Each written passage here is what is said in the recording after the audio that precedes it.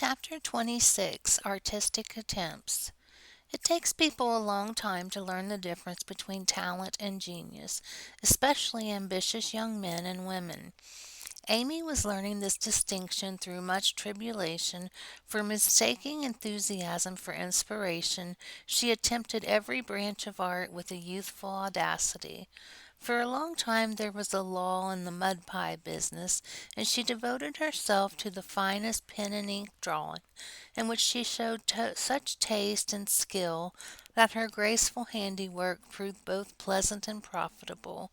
But overstrained eyes caused pen and ink to be laid aside for a bold attempt at poker sketching.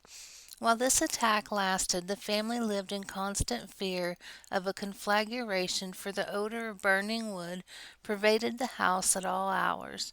Smoke issued from the attic and shed with alarming frequency. Red-hot pokers lay around promiscuously, and Hannah never went to bed without a pail of water and the dinner bell at her door in case of fire. Raphael's face was found boldly executed on the underside of the moulding board, and Bacchus on the head of a beer barrel. A chanting cherub adorned the cover of the sugar button, and attempts to portray Romeo and Juliet supplied kindling for some. From fire to oil was a natural transition for burned fingers, and Amy fell to painting with undiminished ardor. An artist friend fitted her out with his cast-off palettes, brushes, and colors, and she daubed away, producing pastoral and marine views such as were never seen on land or sea.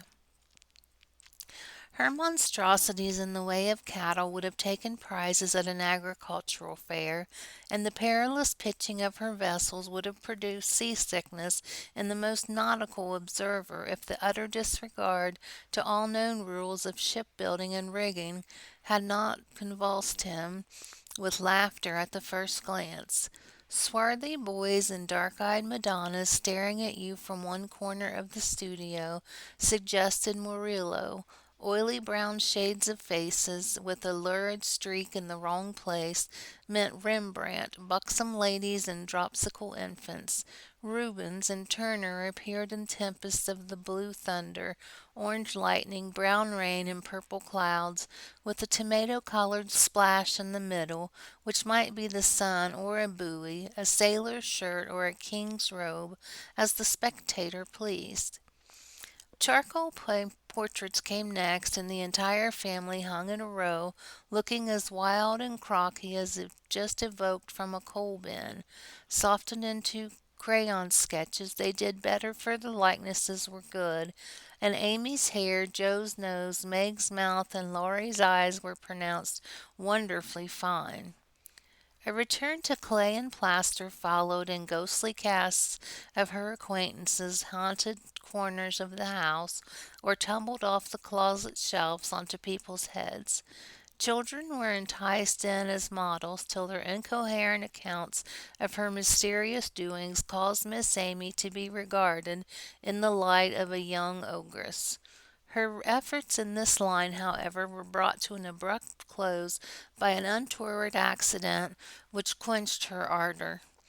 Other models failing her for a time, she undertook to cast her own pretty foot, and the family were one day alarmed by an unearthly bumping and screaming, and running to the rescue, found the young enthusiast hopping wildly about their shed, with her foot held fast in a pan full of plaster, which had hardened with unexpected rapidity.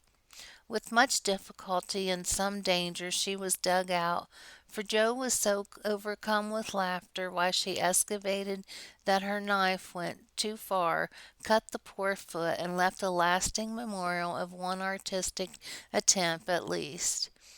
After this Amy subsided till a mania for sketching from nature set her to haunting river, field, and wood for picturesque studies and sighing for runes to copy. She caught endless colds sitting on the damp grass to book a delicious bit, composed of a stone, a stump, one mushroom, a broken mullein stalk, or a heavenly mass of clouds that looked like a choice display of feather birds when done. She sacrificed her complexion floating on the river in the midsummer sun to study light and shade, and got a wrinkle over her nose trying after points of sight, or whatever the squint and strain performance is called. If genius is eternal patience, as Michelangelo affirms, Amy had some claim to the divine attribute, for she persevered in spite of all the obstacles, failures, and discouragement, firmly believing that in time she should do something worthy to be called high art. She was learning, doing, and enjoying other things, meanwhile, for she had resolved to be an attractive and accomplished woman, even if she never became a great artist.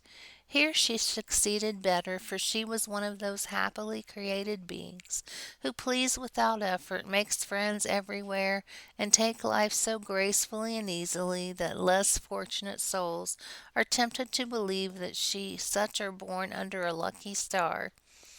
Everybody liked her, for among her good gifts was tact. She had an instinctive sense of what was pleasing and proper, always said the right thing to the right person, did just what suited the time and place, and was so self-possessed that her sisters used to say if Amy went to court without any rehearsal beforehand, she'd know exactly what to do. One of her weaknesses was the desire to move in our best society without being quite sure what the best really was. Money, position, fashionable accomplishments, and elegant manners were most desirable things in her eyes, and she liked to associate with those who possessed them, often mistaking the false for the true, and admiring what was not admirable.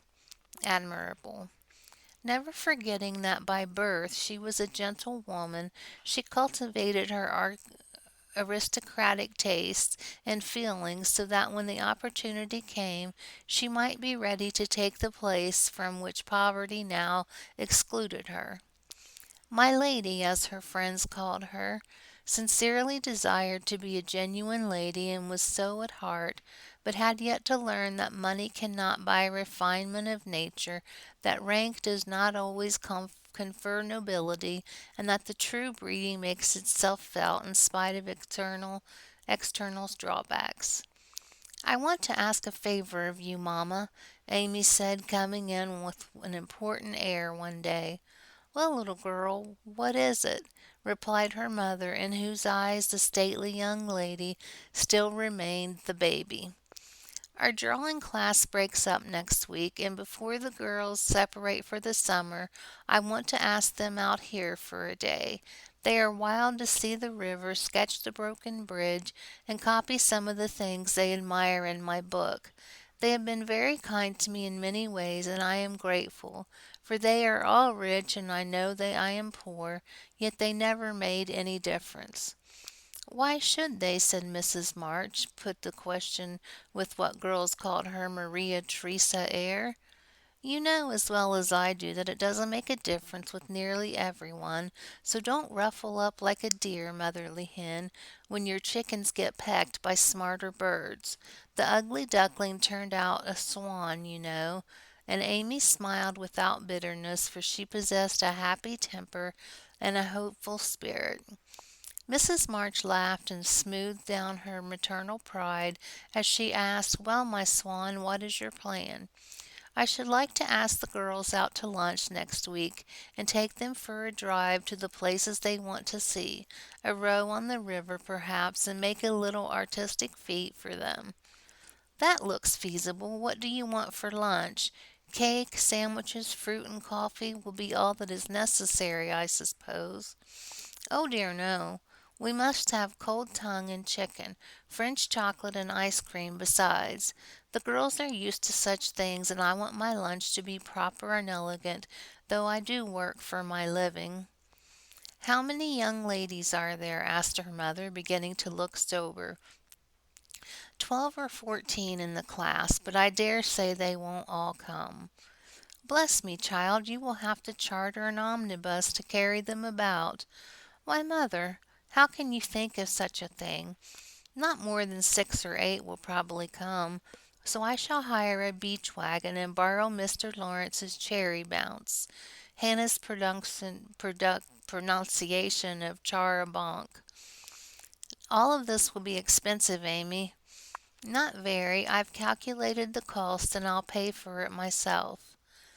Don't you think, dear, that as these girls are used to such things and the best we can do will be nothing new, that some simpler plan would be pleasanter to them as a change if nothing more and much better for us than buying or borrowing what we don't need and attempting a style not in keeping with our circumstances? If I can't have it as I like, I don't care to have it at all. I know that I can carry it out perfectly well if you and the girls will help a little, and I don't see why I can't if I'm willing to pay for it," said Amy, with the decision which opposition was apt to change into obstinacy. Mrs. March knew that experience was an excellent teacher, and when it was possible she left her children to learn alone the lessons in which she would gladly have made easier, if they had not objected to taking advice as much as they did salts and senna. "Very well, Amy, if your heart is set upon it and you see your way through without too great an outlay of money, time, and temper, I'll say no more. Talk it over with the girls, and whichever way you decide, I'll do my best to help you." "Thanks, mother, you are always so kind," and away went Amy to lay her plan before her sisters.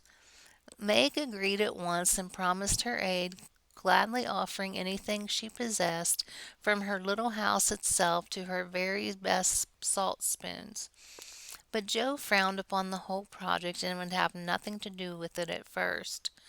"Why in the world should you spend your money, worry your family, and turn the house upside down for a parcel of girls who don't care a sixpence for you?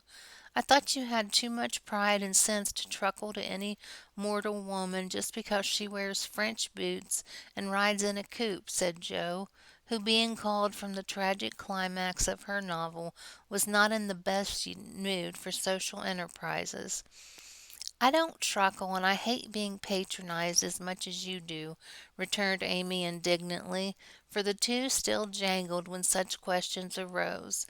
"The girls do care for me, and I for them, and there's a great deal of kindness and sense and talent among them, in spite of what you call fashionable nonsense. You don't care to make people like you, to go into good society and cultivate your manners and tastes. I do, and I mean to make the most of every chance that comes along.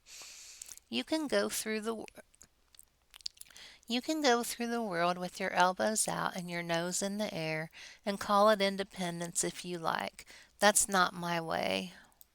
When Amy had wetted her tongue and freed her mind, she usually got the best of it, for she seldom failed to have common sense on her side, while Joe carried her love of liberty and hate of conventionalities to such an unlimited extent that she naturally found herself worsted in an argument.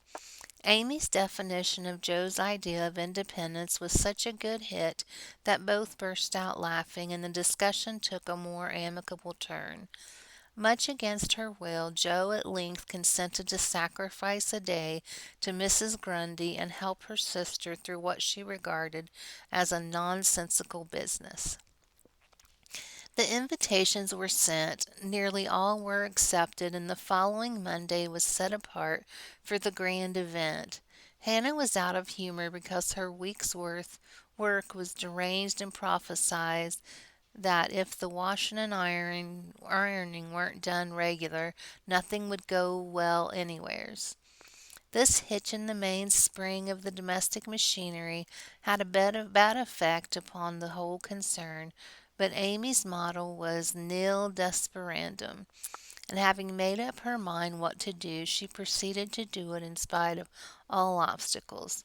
To begin with, Hannah's cooking didn't turn out well. The chicken was tough, the tongue too salty, and the chocolate wouldn't froth properly. And then the cake and ice cost more than Amy expected. So did the wagon and various other expenses which seemed trifling at the outset, counted up rather alarmingly afterward. Beth got a cold and took to her bed. Meg had an unusual number of callers to keep her at home, and Jo was in such a divided state of mind that her breakages, accidents, and mistakes were uncommonly numerous, serious, and trying.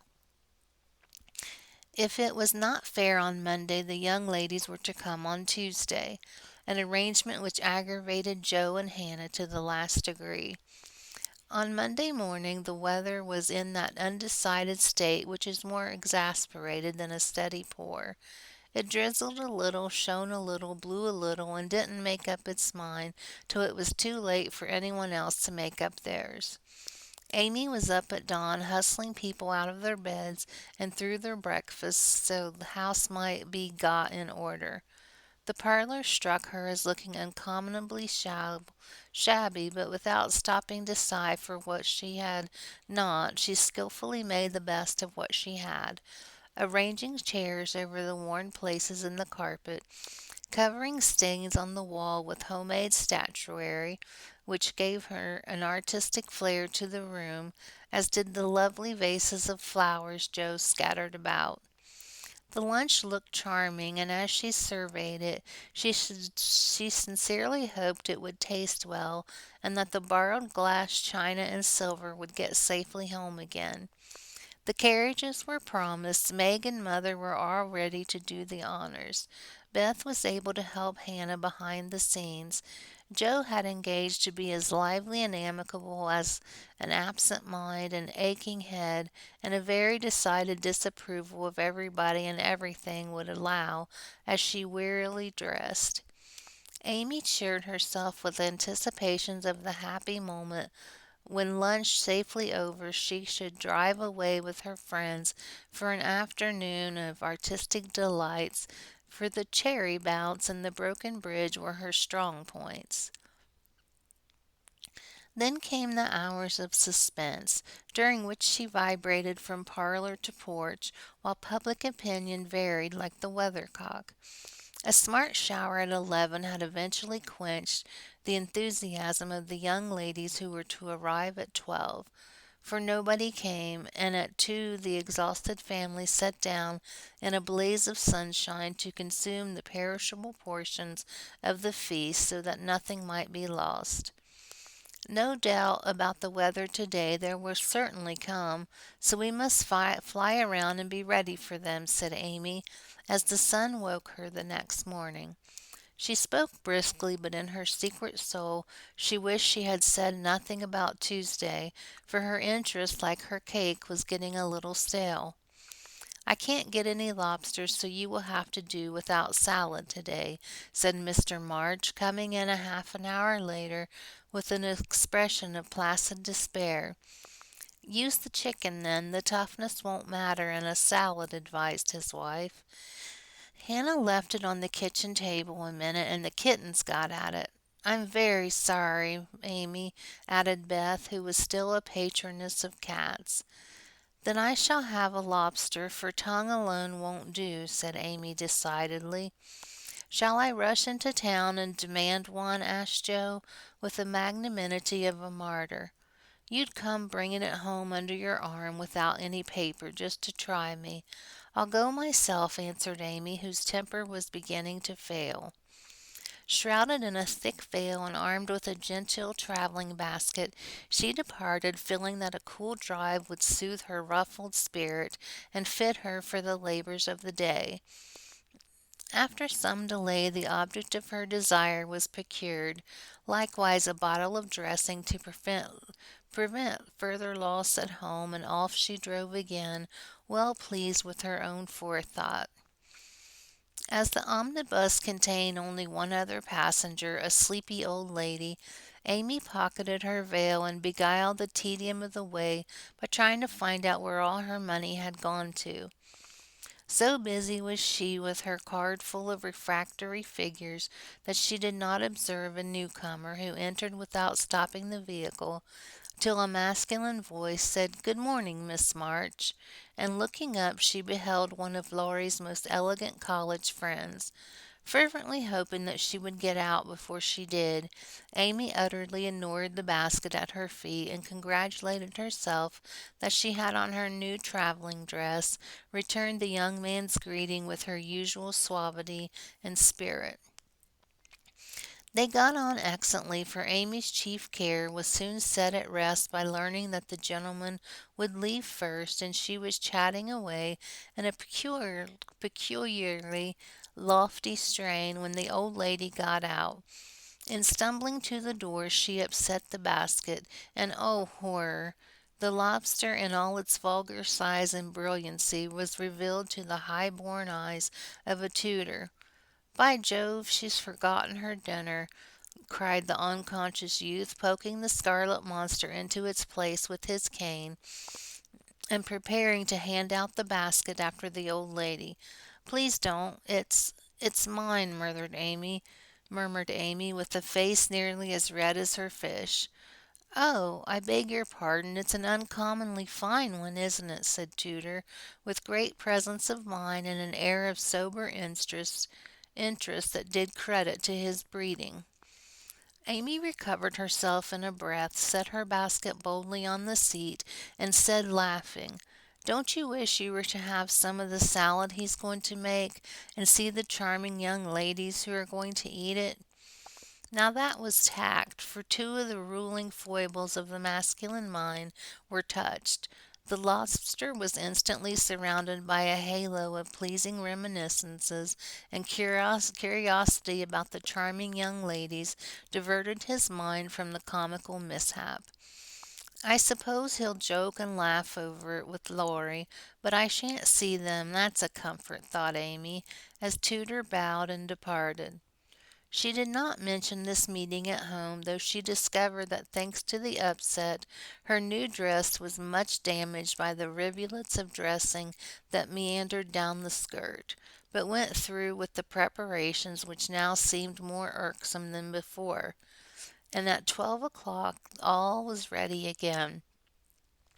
Feeling that the neighbors were interested in her movements, she wished to efface the memory of yesterday's failure by a grand success today, so she ordered the cherry bounce and drove away in a state to meet and escort her guests to the blanket. "There's a rumble, they're coming. I'll go to the porch and meet them. It looks hospitable, and I want the poor child to have a good time after all her trouble," said Mrs. March, suiting the action to the word. But after one glance she retired with an undescribable expression, for looking quite lost in the big carriage sat Amy and one young lady. "Run, Beth, and help Hannah clear half the things off the table.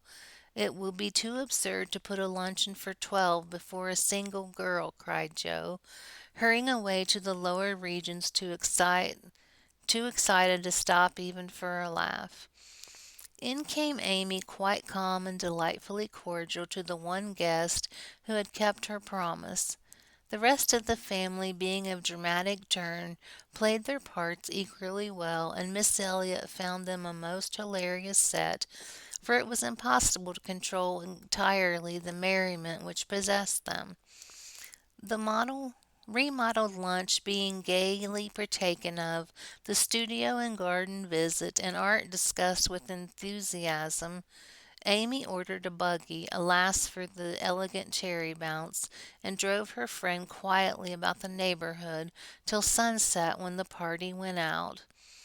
As she came walking in, looking very tired, but as composed as ever, she observed that every vestige of the unfortunate feat had disappeared, except a suspicious pucker about the corner of Joe's mouth. "You've had a lovely afternoon for your drive, dear," said her mother as respectfully as if the whole 12 had come. "Miss Elliot is a very sweet girl, and seemed to enjoy herself, I thought," observed Beth with unusual warmth. "Could you spare me some of your cake? I really need some. I have so much company, and I can't make such delicious stuff as yours," asked Meg soberly. Take it all. I'm the only one here who likes sweet things, and it will mold before I can dispose of it," answered Amy, thinking with a sigh of generous store that she had laid in for such an end as this. "It's a pity Laurie isn't here to help us," began Joe, as they sat down to ice cream and salad for the second time in 2 days. A warning look from her mother checked any further remarks, and the whole family ate in heroic silence till Mr. March mildly observed, "Salad was the one of the favorite dishes of the ancients, and Evelyn—" Here a general explosion of laughter cut short the history of the salads, and to the great surprise of the learned gentleman. "Bundle everything into a basket and send it to the Hummels. Germans like messes. I'm sick at the sight of this, and there's no reason you should all die of surfeit because I've been a fool," cried Amy, wiping her eyes. "I thought I should have died when I saw you two girls rattling about in the what you call it, like two little kernels in a very big nutshell, and mother waiting in state to receive the throng," sighed Joe, quite spent with laughter. "I'm so very sorry you were disappointed, dear, but we all did our best to satisfy you," said Mrs. March in a tone full of motherly regret. "I am satisfied. I've done what I undertook, and it's not my fault that it failed. I comfort myself with that," said Amy, with a little quiver in her voice. "I thank you all very much for helping me, and I'll thank you still more if you won't allude to it for a month at least." No one did for several months, but the word "feet" always produced a general smile, and Laurie's birthday gift to Amy was a tiny coral lobster in the shape of a charm for her watch guard.